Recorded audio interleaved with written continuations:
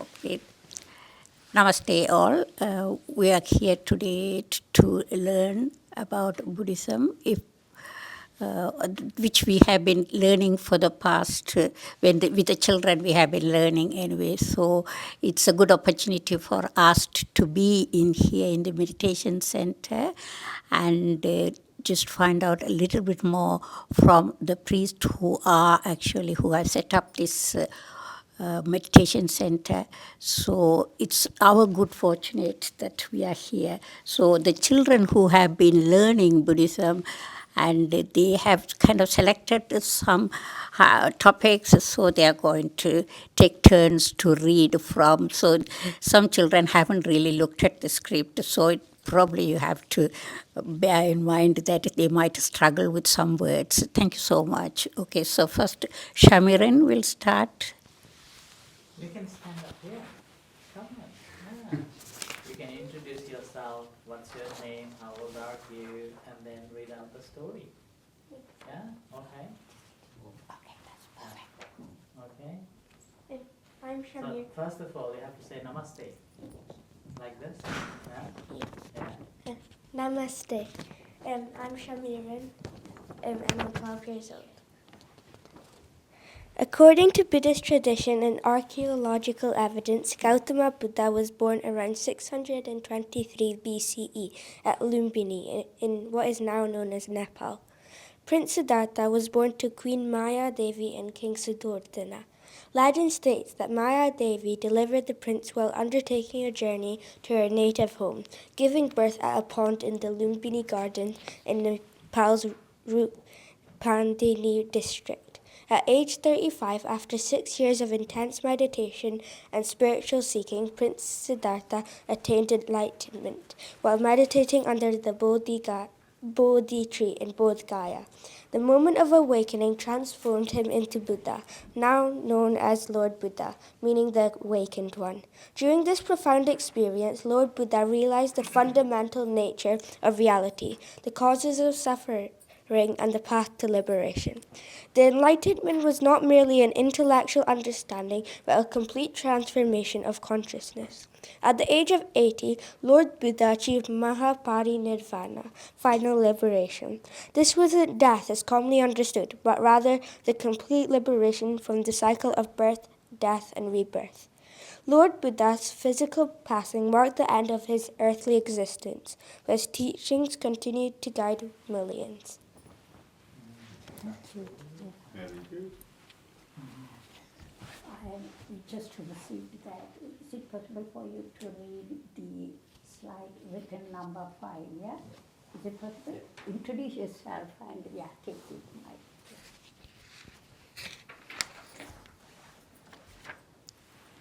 So, slide 5.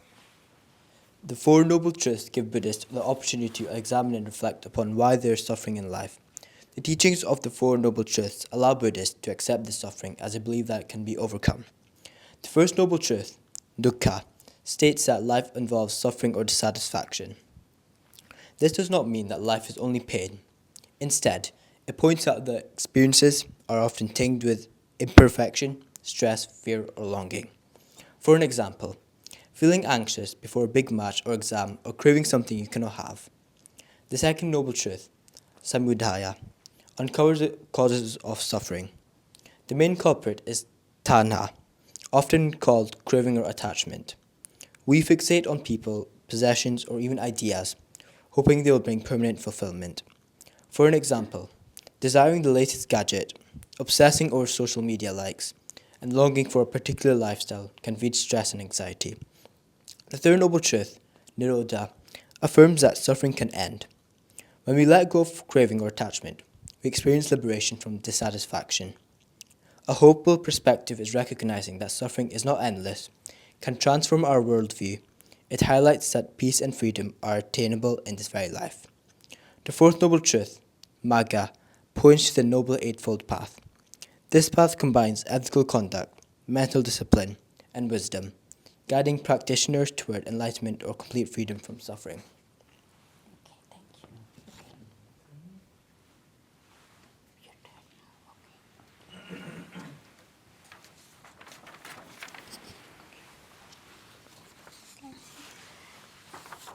This one.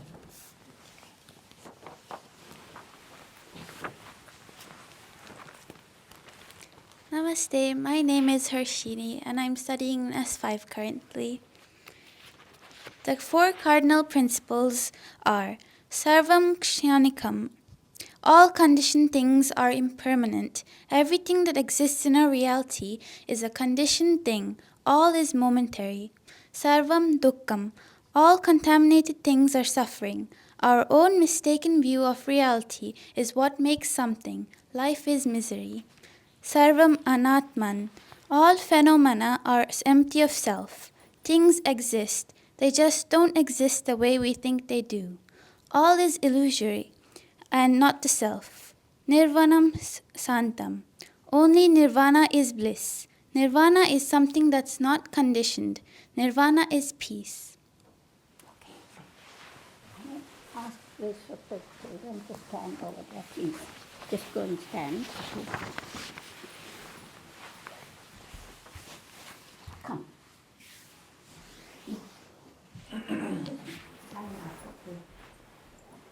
Perfect. Can you ask? So, 8, 4, 5. If you count 1 and 2, then pass it over. 3, 4, pass it over. 5, 6, 7, 8. Is it okay? Oh.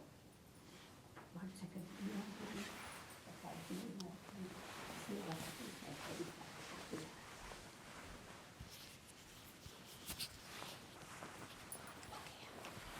Namaste, my name is Dikshan and I am 10 years old.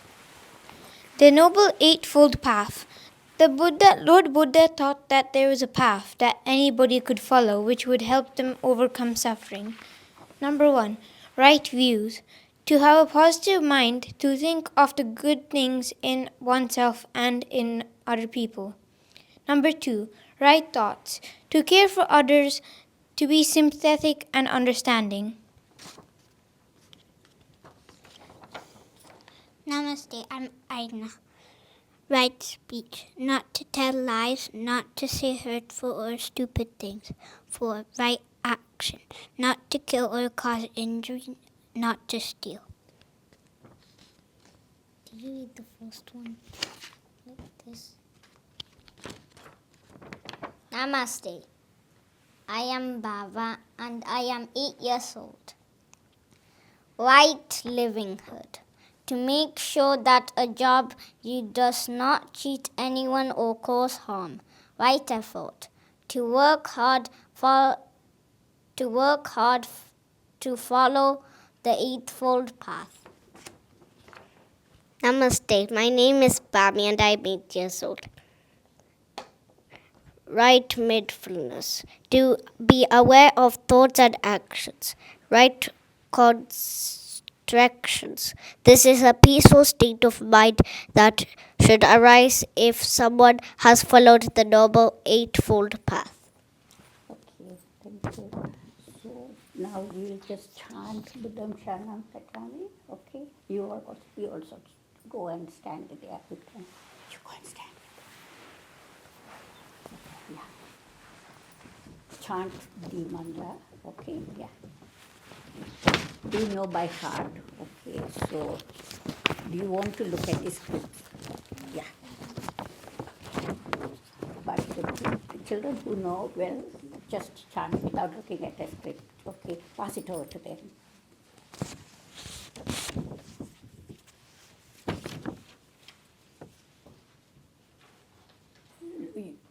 You keep one with you, Harshini? Okay, yeah. Okay. Yeah. Okay. Start.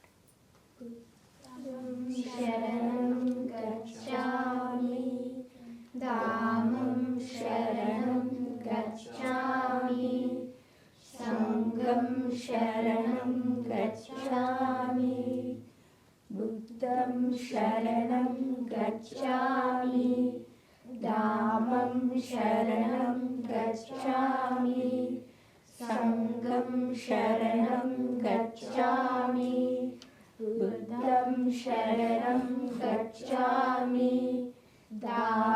Sharanam Gacchami. Sangam Sharanam Gacchami.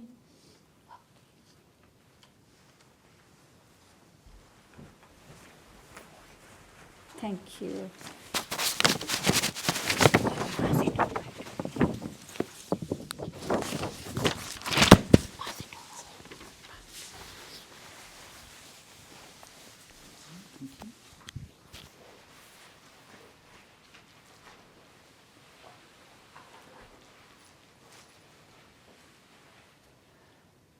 So, So we like to actually learn something from yourself, especially the meditation side of it, please.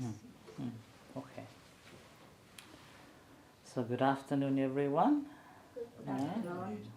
So I'm very glad to welcome you all here in our center, and I'm very happy to see you're reading out the life of the Buddha and then some main principles.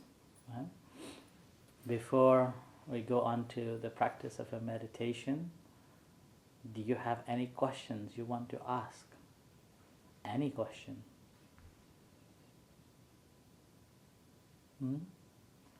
About this place, about the monks, about the Buddha, anything? Anybody? Have a question? No? After you have read, what do you think? What did you find? Do you have anything? I think we're all a bit shy. No need to shy. I won't bite you. Huh? It's okay. Yeah, it's okay. You can ask. So while you're thinking, I will get my tissue. I have a hay fever. So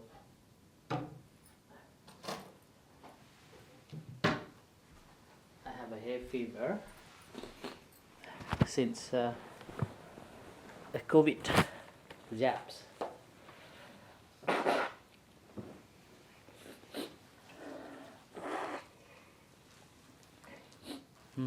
Okay. I would like you to give them some advice to keep themselves away from the social media and phones. Sorry?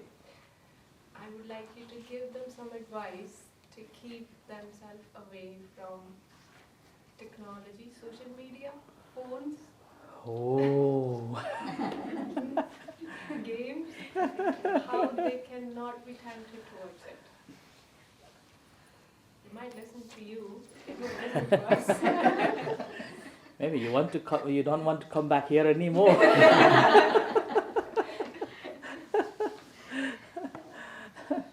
Who likes to be on the phone all the time? You can raise your hand. Huh? I like. See, I have phone here too. See, I like. But we have to remember that these are very helpful to study and also for the time pass. Within a few moments, we think that we will use this phone only for a couple of minutes, and it's gone 1 hour without realizing. And then you're supposed to do your homework. What happens? It's too late to do it. And then next day, what happens? Oh, I haven't done my homework. And you make an excuse. Right? I have a headache. I was too busy. Like that. Now with that, the consequences will follow. So you will be spending time on devices, then you have no time to study and no time to improve yourself. More so, you may have heard that it has a blue ray coming out from this device too. If you stare it long time, it makes you not to be able to sleep quickly. And it also helps to decrease your brain development. When your brain doesn't develop, then your concentration will diminish. And the things that you are supposed to focus on, any subjects, then you won't be able to focus on. And with that, what happens that in the long term, you won't get what you want to be. You won't get what you want to have it. And which is the reason oftentimes in the future you won't get good job, good salary, and not good life. And which is the reason when you are a child, and when I was a child, we were nagged, go out to play. And now, similar, you are asked to go out and play, rather than just in a device, playing a device. And as a result, your parents will be nagging you again and again, off the phone, off the tablets, off the game. And what happens? You have anger arises, demon, and demon comes into your head, and then you dislike your mom, you dislike your parents, and say, I want this one, why you are disturbing me? Is that true? It comes, and then with the annoyance, okay, and you throw away, and then after that again you're thinking, when should I go back? And you're sneaking away or playing game again, and so on. So that actually addicts. Well, that's called addiction, and that's not helpful. That's not helpful. Now, best way to deal with that, actually not the children, it's the parents. Parents have to set the time, set the boundaries, and with that set the boundaries. So if they are not following those setups or boundaries, then you have to give them some punishments. Only then it's possible. It's not the children's fault. They're not actually too bad. Yeah? So it's actually parents have to create the boundaries for the children, because they don't know what needs to be done. Yeah? They don't know what is good, they don't know what is bad. Whatever stimulates their senses, they will entertain, and which is common. Yeah? So it is us to create the boundary, to not completely disconnect from these devices and games, but giving them certain times, that this time you can play, this time you can't, like that. Now, frankly speaking, I have seen one boy from 8 years old. Sorry. Now he is a doctorate teaching. What he was teaching, Francis? Computer science in Wales University. He wasn't allowed to watch TV whole week. Whole week. He's not allowed to watch TV. He didn't have any devices. He's not allowed to touch at all. And he is allowed only one, that's the Sunday. He is allowed to watch the TV on Sunday, and then he is allowed to have a mobile phone in the evening on the Sunday only. And that carried on until he went to university. Until he went to university. Now during that time, evening, whenever this boy comes back home, his mother spent time teaching him Polish language. She herself sits down and teach him. And whenever she is on work, then she normally gives him writing skills or homeworks on Polish language. So with that, now this boy can speak Polish as well as English. So now later on, when he went on to university, somehow he wanted to study computer science. And after that, he spent pretty much most of the time on a computer. And when he was doing his a bachelor's, he got scholarship to do master's, and then again after master's he got the scholarship to do PhD, and after finished his PhD, before he's finished actually, he got a job offer. So he started his job before he finished his PhD. So like that. You may have seen him. He was here in May. So like that. So that's why it's not the children alone to fix them that, okay, you should not do this, should not do that. It's also parents' job to set the boundaries and give your time to them. And that's how we can help children. Otherwise, only one side at work, both sides will hurt. Both sides will hurt. So that would be my advice. All right? So today you have read number 1, Life of the Buddha. Number 2, his findings called the core teaching, the Four Noble Truths. And you also spoke about the cardinal or the main, the fundamental teachings. It's called the 3 characteristics: anicca, dukkha, and anatta, or anitya, dukkha, and anatma. Yeah.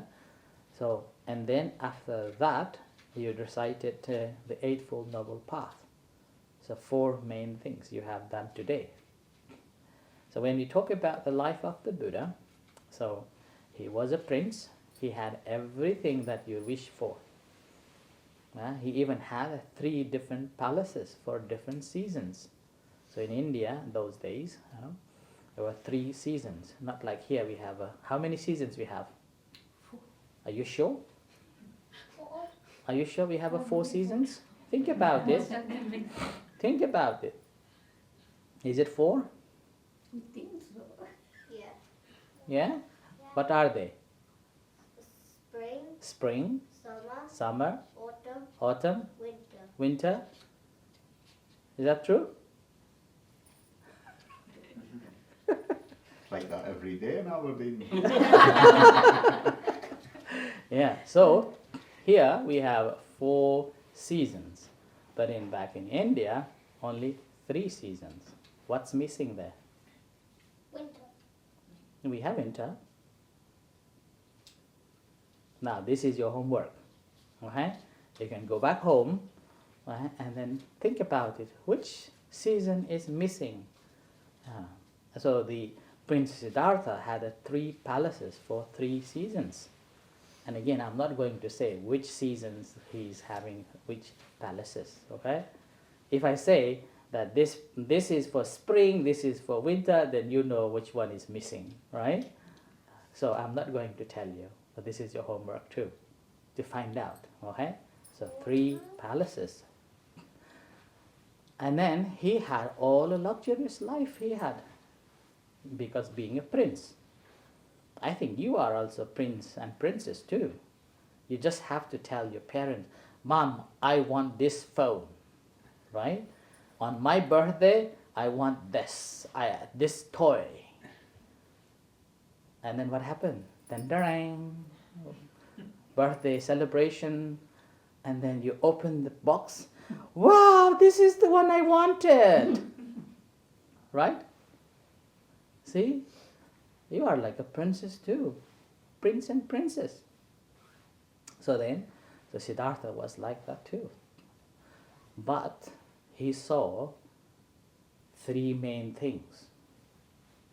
One was old people. Have you seen old people? Yes. Yeah. Where? Where did you see? Are you looking at me? Okay, that's fine. Huh? Where did you see old people? In shops. In the jobs? Shops. Shops. Okay. When you saw them, How did you feel? How did you feel? Oh, that's an old man. Like that? No? Okay, anyway. So next time. Sorry? I just said hi and went by. Oh, okay. That's even better. It's okay. Next one. So this is Prince Siddhartha also saw that. Okay? And the next one, he saw sick man, very ill, had some disease. Sick man. Have you seen any sick person? Huh? Have you seen any sick people? Sick people? No? Okay. But I saw people in wheelchair who never had a hand, a leg. Okay, yeah. So that's the second thing that he saw. And the third thing he saw was dead people. Have you seen a dead people? Somebody died? Have you heard about somebody died? Yes. Who died? Forgot the name. Okay, no worries. So he saw these three things. What are the three things? I saw the Pope there. Who? A Pope. A pope. Yeah. Yeah, a few years ago. His Yeah. name is Pope Francis. Yes. Pope Francis died? Yeah. Now there's a new Pope. Yeah. Pope Leo. Oh, okay. So the three things. What are they? Three things. Number one, Pope. old. Number two, Old. sick. Number three. Dead. So when he saw these three things, he was surprised. Why do we have to get old? He pointed at himself. He asked, why do we have to get old? Why have to be old? And then why do we have to be sick? And why do we have to die? So these are the three questions he asked. And that is the reason at the age of 29, he gave up his palace life and become a monk like me. Shaved hair, and went on to practice meditation in the woods for 6 years. Meditating 6 years. Do you know how to do meditation? How to do? How? Meditation. Do you know how to do meditation? We don't have food or water. Do you want to try? You'll be dead. No. When he was 29, he meditated for 6 years. Not all the meditation all the time. He went on practicing, study, and then meditation. So meditation is one of the things that he did. Now meditation is about taking control of your mind. Your mind is always thinking something. So we could focus? Yeah. Your mind is always thinking, right? Like a monkey. Do you know monkey? Yes. Yeah. How monkey behaves? How monkey behaves? Monkey never stays in one place. Always jumping, jumping, foop, foop, foop, foop, foop. One branches after another. Being silly. Have you Being funky. have you heard the rhyme? Say, 3 monkeys. Do you remember?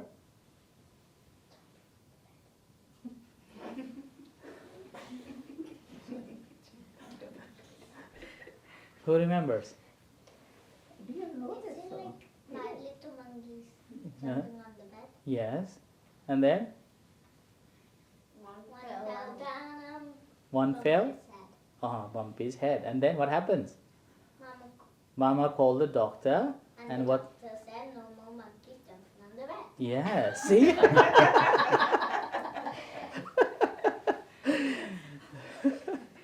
Now, are you still jumping? No. See, our mind is like that monkey, always jumping around. No? Okay. See? And then this mind jumps like that. That's what we call monkey mind. I don't, but sometimes I do. Okay? So that is the monkey mind. So our mind is like a monkey jumping all around all the time. We are thinking of this, thinking of that, and we cannot focus on one thing. And particularly if you are playing games, then always whenever you do your reading, you are going to do your homework, your mind will be thinking of a game. Oh, I should have turned left, or I should have turned right, or I should have hit this way, hit that way. Your mind will be thinking of that. But the book is, who is reading the book? Book is reading you, not you are reading book. Right? How? You're opening a book, but you're thinking of your game. Who is watching book? The book. Book is watching you, not you're watching book. And what are you supposed to do? You're supposed to watch the book and read the book, what's written in there. But rather than that, you're focusing there, 5 minutes gone, is still on the same page because your mind is thinking of your game. So Any direction we look, the book is looking at us. so rather than let the book look at you, Staring, yeah. So you read the book. then the book won't look. Yes. And you are reading what's written in the book. When you are able to focus what's written in your book, then you will able to memorize what's written in your book. But if you are not focusing, what happens? Your mind is thinking of your game, and then you can't read. Right? So that's why meditation is about refocusing what you are doing, rather than letting this mind to think about something else. Okay? And how can you do that? Can you do that by just focusing on one thing? No? That's why we have to train. If you really want to be successful, if you really want to be a good reader and memorizing things, you have to learn to practice. So the way to practice is watch the breath. Do you know where is the breath? Where is the breath? Do you know where is the breath? Suppose if you take a breath in and you hold this nose, what happens? You close your mouth shut and then hold this nose, block it. What happens? We stop breathing. Stop breathing. And what happens? You can try. Yeah, hold on. Okay. Close your mouth and then hold your nose. See how long you can hold. Try. Come on.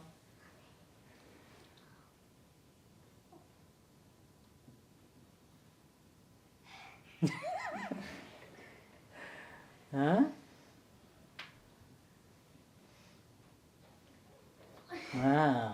So that is the breath. And we pay attention to that breath. Yeah? We pay attention to that breath. And by paying attention to that again and again, then our focus develops. Yeah? And we can concentrate on the task that we are going to focus on. Okay? And that's how we do. So breathe in, breathe out. Okay? And another task I want to teach you is moving your hands. Okay? So follow me. Alright? You put your hands like this. Okay? Sit in comfortable position. Put your hand like this. Okay? I will count and I also move. Okay? So you can copy me. Okay? So see, look at my hands and how it moves. So we start from the right hand. So opening, 1, 2, 3, 4, 5, 6, 7, right hand. Right? 7 is right hand. 8, 9, 10, 11, 12, 13, 14. Okay, and one more time. See? 1, 2, 3, 4, 5, 6, 7, 8, 9, 10, 11, 12, 13, 14. Again, 1, 2, 3, 4, 5, 6, 7, 8, 9, 10, 11, 12, 13, 14. Now close your eyes. Okay, move as I count. 1, 2, 3, 4, 5, 6, 7, 8, 9, 10, 11, 12, 13, 14. One more time. 1, 2, 3, 4, 5, 6, 7, 8, 9, 10, 11, 12, 13, 14. Okay, now one more time. Okay, sorry. Okay, one more time. Do it yourself. So I'm not going to count. I'm just watching now. Close your eyes and start counting up to 14.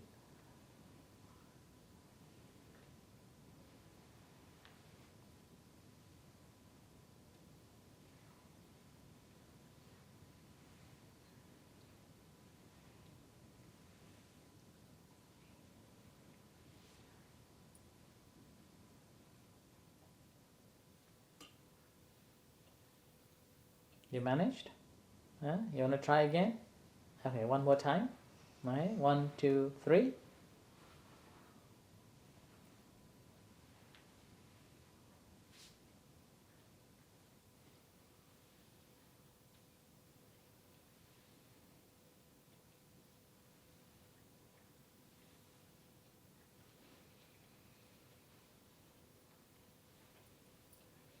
Now I'm going to test. Okay?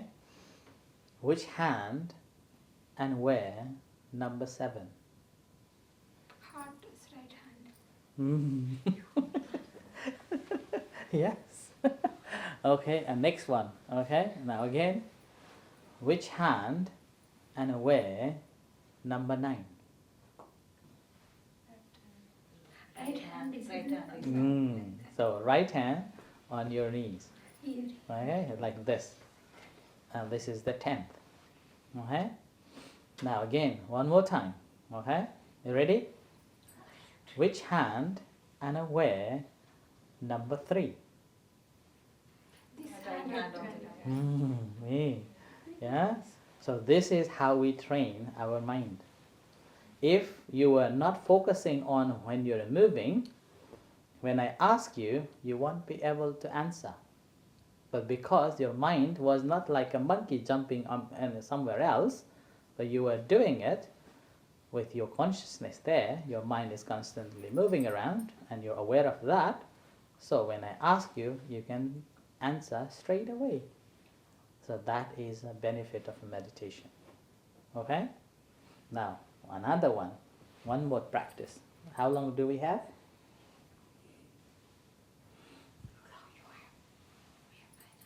They're fine, they're fine. Okay. There's something about the children.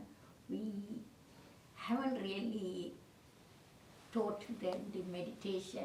We are now introducing, so only because when we gather, we go through the syllabus and then we sing bhajans. After that, we give only 1 minute or so for meditation. So we want them to have something simple, so if you can, maybe even 5 minutes, that will be okay. So, Okay.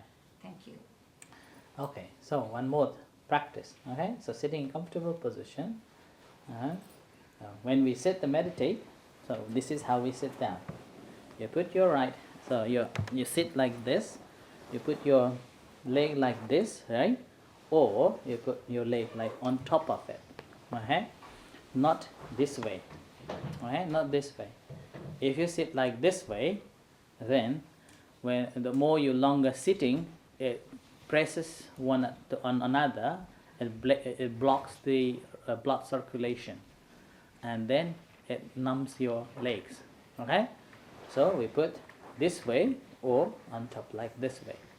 Okay, and then we put this right hand on top of the left hand like this, and then sit right upright like this, not like this. Okay, upright, like a string pulling you up, and then sitting like this, and then gently close your eyes. Okay, when you close your eyes, now feel about the breath in your nose coming in and going out. So breath goes in through the nose and feel the belly rise.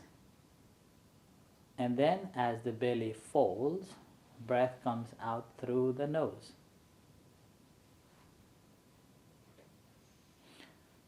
Now this time, not only you watch the breath going through the nose and feel the abdomen or belly rise and the belly falls and breath comes out from the nose, you count each time when you feel it. So when you breathe in, count 1. When you breathe out, count 2. Yeah? So breathe in 1, breathe out 2. Breathe in 3, breathe out 4. Breathe in 5, breathe out 6. Breathe in 7, breathe out 8. Breathe in 9, breathe out 10. Now we stop here and again start from the 1. Okay, so once again, so now I want you to do yourself. Okay, just to close your eyes, sit upright position like this, and then watching the breath coming in and going out and counting up to the 10.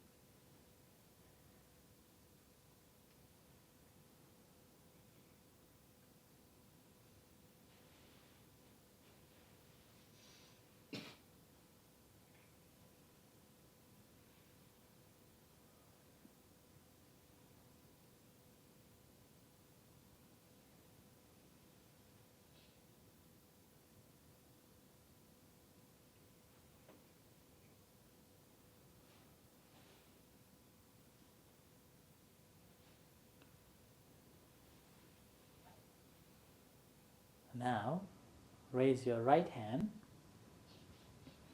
put it on your chest, in the right side of the chest, where you feel your heart. Okay?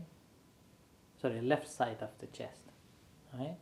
Your right hand on your left side of the chest. So remember, right hand on your left chest. Now close your eyes and feel your heart beat. Can you feel your heart beat? So try to feel it.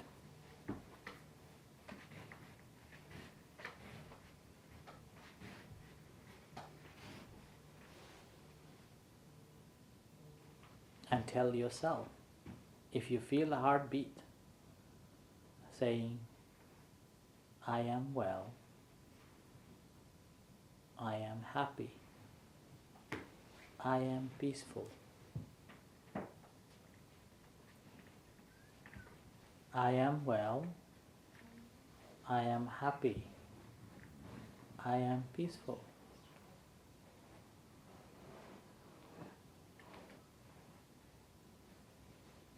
Again, I am well, I am happy, I am peaceful. Now think about your parents. Start from your mother. Imagine your happy mother's face. Not a grumpy one, not when she's shouting at you, okay? When she's happy. Think about.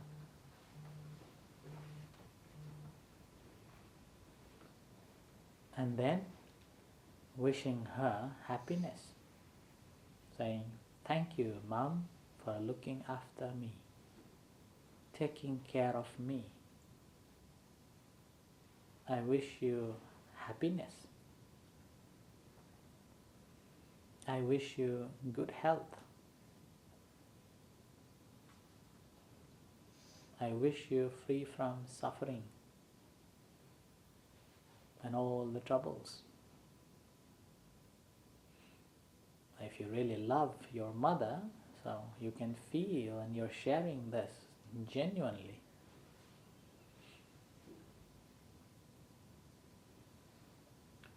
And now think about your father.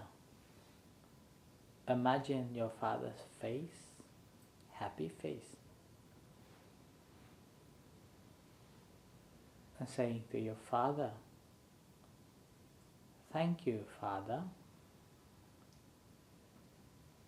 for looking after me, taking care of me.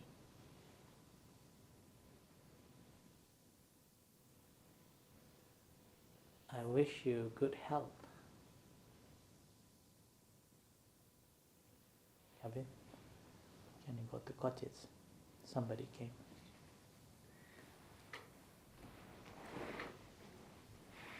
I wish you all the best. Now think about your brothers or sisters if you have any. Bring into your mind,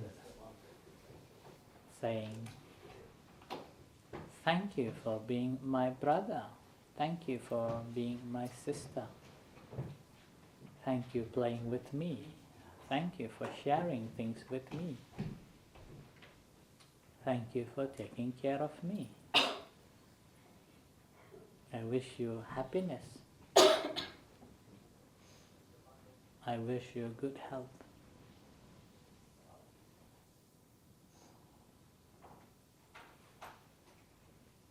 Now think about all other little animals or any animal that you like. Think them first and sharing. May you be happy. May you be at peace. May you be free from suffering.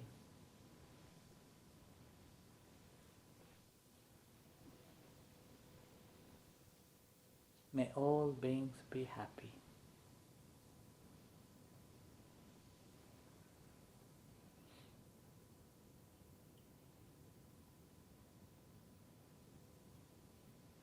Now, listen the sound of the gong and see that how long you can hear the sound of the gong. The third gong, as it fades, you can open your eyes.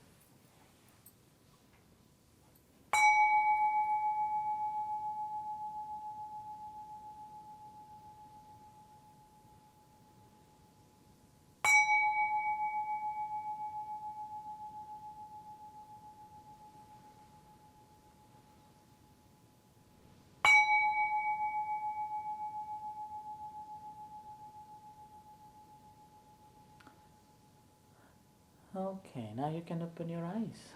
So, thank you. So this is how we meditate. So this is what we do. Thank you. So, which one you find it easy to follow that? There are different types of meditation.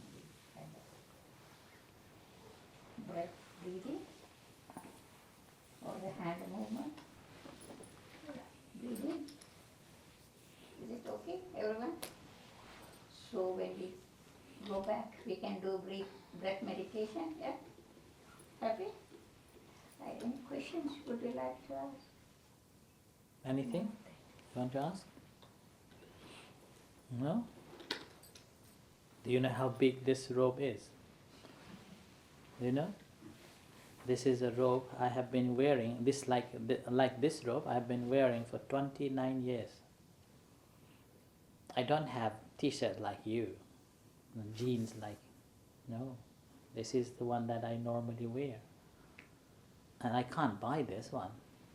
Somebody will offer it to me. Yeah? So I'll show you. Secret, okay? See how big this one. How big your blanket? How many meters?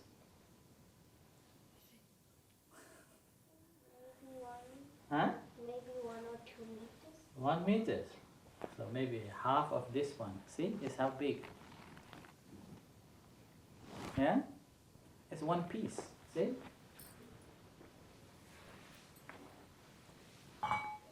Yeah? But different pieces come together. So each side they have two. There's a one, and then there's down one piece, little piece. Yeah? So like that, there are 8 lines. That means 16 pieces. Made of 16 pieces of this one big giant robe. Right? And then we have the skirt, like a girl's skirt. Right? And we have a belt here. Yeah? So these are the 3 pieces we are allowed. But I am a bit naughty, you see. I wear this one because cold. And sometimes I wear a jacket. Yeah? So we are allowed this one, this is 2, and this is 3rd. So 3 pieces. This one designed by one of the monks, attendant monks of the Buddha, in 2,600 years ago. So that's why I call it one of the oldest design in the world. Yeah? Depicting paddy field. Paddy fields. So it's a paddy fields like in India. Paddy fields coming together.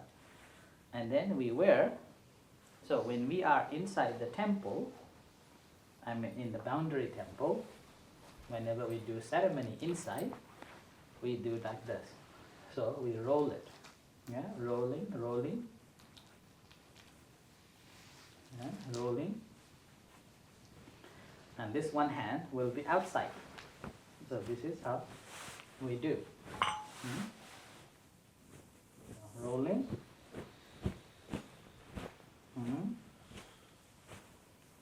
And then we put this up hand. So this is how we become wearing like this. But when we go out, so again similar, rolling. So rolling, rolling, rolling, rolling, rolling, rolling, rolling, and this hand will go inside. Go inside, and then we bring our hand from there in the middle, and then rolling again. Or sometimes we roll from inside like this. So rolling, and I prefer from inside. It's easier. Roll, and then we'll go up. This is how we wear. And my magic hand comes from here. Yeah? So this is how we wear this robe. So this is this type of a robe, this way of a design. Monks been wearing it for 2,600 years. Right? So this is what I wanted to show you. So how long it takes you to get ready to go outside? Mm-hmm. How long it takes you to do that, to go outside, time-wise? Just a quick Just for a us. quick, because We've been using it long, but for him it's a bit harder now. He's just Very become difficult for me. Any particular reason 16 pieces stitched together, that one, like that? Eightfold Noble Path. Yeah. And it's a paddy field symbolizing in the field, once you have cleared, you can plant anything. That's the symbol of the monks. Doesn't matter which background you have, doesn't matter where you came from, once you become a monk, same. Empty. Yeah. So that's the symbol of robe. Okay? Right. Anything else? Anybody wants to ask a question? We keep, is it okay to ask, we keep referring to Lord Buddha, that's the way we keep. But then when we read, it says the Buddha, because Buddha means enlightened person. Yeah. So the Buddha is the Buddha that we are. So why do some people do call it Lord Buddha and some people the Buddha, so which is confusing to us especially. It's depending on individual's translation. Right. Yeah. So the Buddha is the actual word. Now in English language you can add Lord Buddha or Buddha, so it doesn't make any difference. It's all the translation. Now there's and a Buddha doesn't mean just the one Buddha. Whoever has become or whoever has attained enlightenment, they are known as the Buddha. So there are three types of a Buddhas.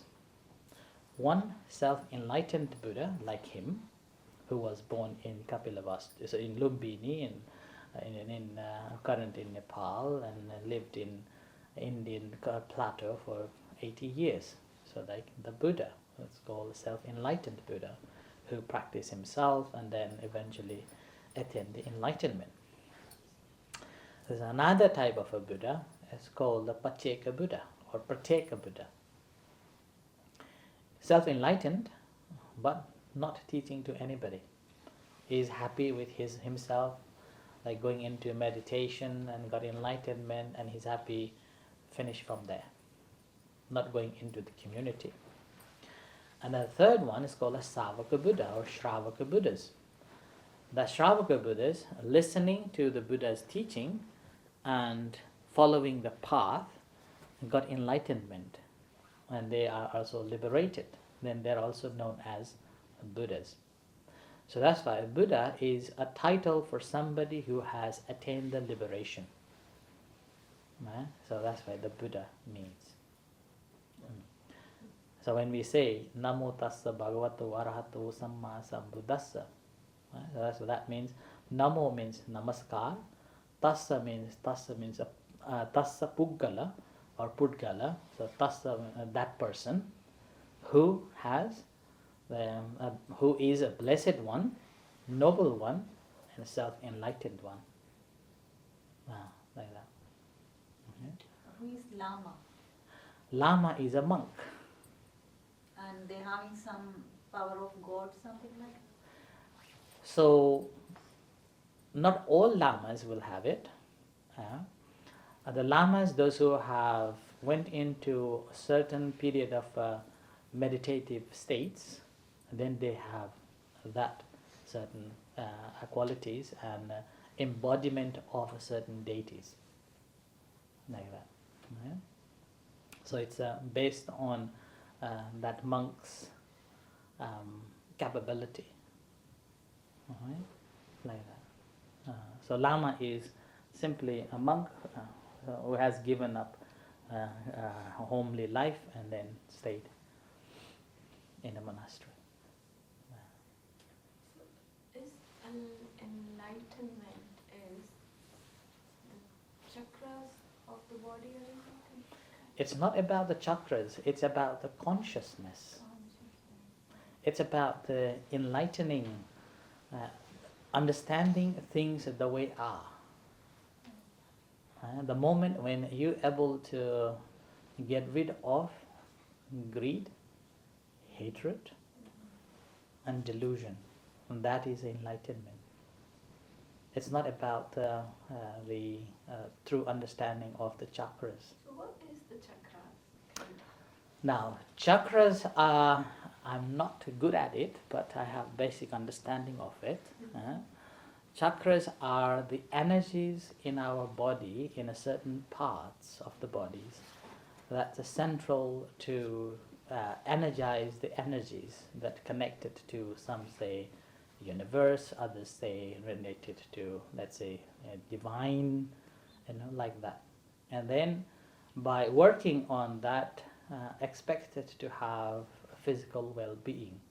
And obviously, because you're working, your mind is focused on it, it gives you some basic a mental calmness, I would say, peaceful as well. Okay? It's more of a dealing with our own physicality and this energy thing. It's not about dealing with our greed, hatred. Whereas enlightenment is about dealing with our own greed and hatred. How to overcome greed, how to overcome hatred. So that's why it's called true understanding. Okay? And then, now, I have a 6 o'clock here, another meeting, another family coming to do the funeral service here. When we pay respect to the Buddha, so we normally kneel down like this, okay? Yeah? And then we put our hands on the chest. And that is like a lotus flower. Lotus bud is in our chest. Yeah? And this is called Anjali. Yeah? This is called Anjali. And then we rise up to our forehead. It's called, and then Abhivat. So touching the floor and coming back like this. So Anjali Vanda Abhivat. 3 words. Yeah? So 3 times we normally do. Anjali Vanda Abhivat. Anjali Vanda Abhivat. Anjali. Yeah? So this is how we pay respect to the Buddha. Okay? So I think this is how we end.